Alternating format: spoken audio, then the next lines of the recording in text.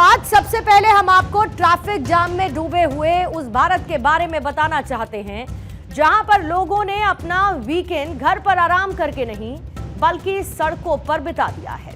आज सोमवार का दिन है, लेकिन कल यानी कि रविवार और उससे पहले दिन यानी कि शनिवार, इन 2 दिन में एक तो बकरीद का त्योहार और दूसरा गर्मी अपने चरम पर। ऐसे में लोग गेट अवे के लिए यानी कि छुट्टियां मनाने के लिए हिल स्टेशंस की तरफ निकल पड़े और पूरा का पूरा हिल स्टेशन ही जाम कर दिया है। इन 2 दिन में वीकेंड में लोगों ने घर पर अपने परिवार के साथ समय नहीं बिताया, बल्कि सड़कों पर ट्रैफिक जाम में अपने परिवार के साथ वो फंसे रहे। और आप सोचिए कि इन लोगों के घर तो खाली पड़े थे, लेकिन इस भीड़ ने पहाड़ों को चोक कर दिया है। और ये सब करने के लिए यानी इन सड़कों को इस कदर भरने के लिए इन लोगों ने अपनी जेबों को भी खाली कर दिया है।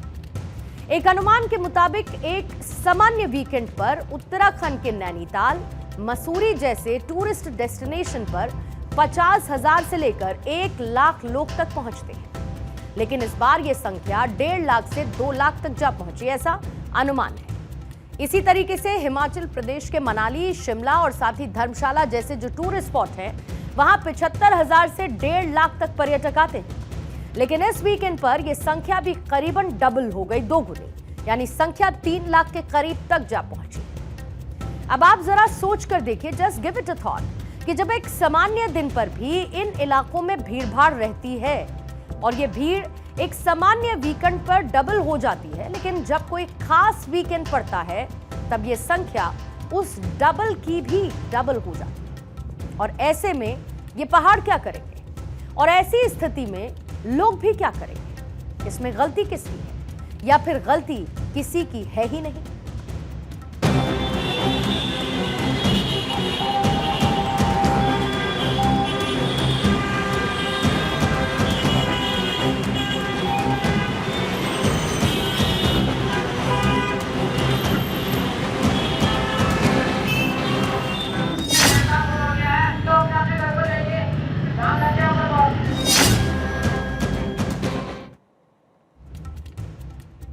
पंद्रह जून को कैची धाम मंदिर का स्थापना दिवस है और यह भी एक वजह है कि लोग पूरे देश से नैनीताल पहुंच रहे हैं। लेकिन 7 और 8 जून के वीकेंड पर हमारे हिल स्टेशन से जैसी तस्वीरें सामने आई, जहां पर नैनीताल में तो पुलिस को यह तक कहना पड़ा कि नैनीताल फुल है, अब आप वापस लौट जाइए।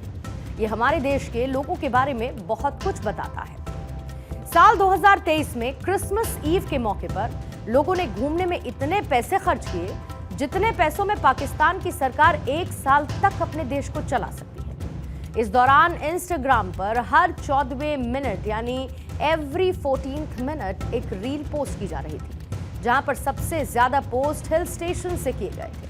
और इस दौरान लोगों की तस्वीरें तो बहुत अच्छी आ रही थी, लेकिन ये हिल स्टेशन कराह रहे थे।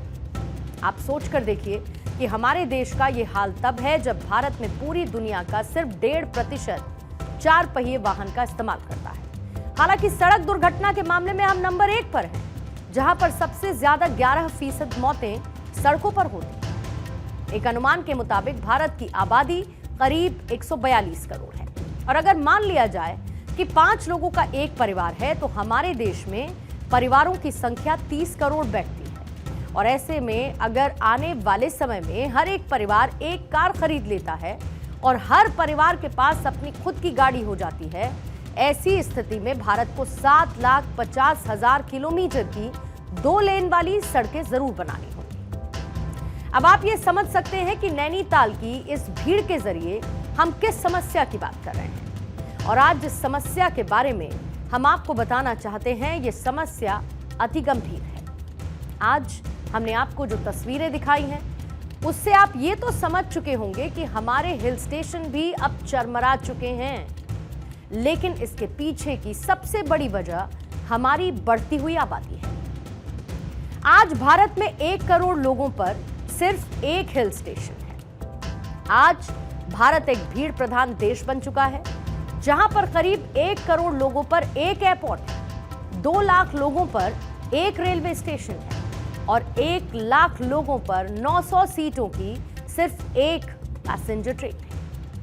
हर साल 30 करोड़ लोग हमारे देश में ट्रेन का टिकट खरीदने के लिए लंबी लंबी लाइनों में लगते हैं। 10,000 लोगों पर 70 सीटों की सिर्फ एक सरकारी बस है। 5,500 लोगों पर एक एटीएम है। 4 करोड़ लोगों पर सुप्रीम कोर्ट के एक जज हैं, यानी कि एक जज को 4 करोड़ लोगों को न्याय देना है। और 18 लाख लोगों पर हाई कोर्ट के भी एक ही जज हैं, मात्र एक। 35,000 लोगों पर सिर्फ एक शमशान घाट और कब्रिस्तान है। भारत दुनिया की सबसे ज्यादा आबादी वाला देश तो है, लेकिन भारत के पास उतने संसाधन नहीं जो कि हमारे देश को इस भीड़ में फंसने से बचा सके। इस भीड़ में कई हादसे भी हुए जहां लोगों ने दम भी तोड़ दिया।